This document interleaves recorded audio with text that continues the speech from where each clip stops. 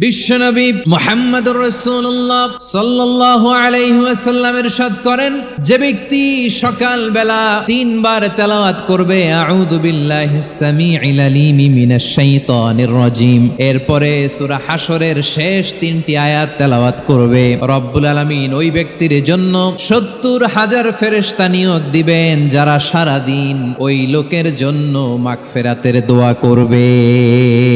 শুধু এখানেই শেষ নয়, বিশ্বনবী ফরমান ওয়া ইন মাতা ফি যালিকাল ইয়াউমি মাতা শাহীদান, ওই দিন যদি ওই ব্যক্তিটা ইন্তেকাল করে সে শহীদ হয়ে কিয়ামতের দিন আল্লাহর সামনে দাঁড়াবে।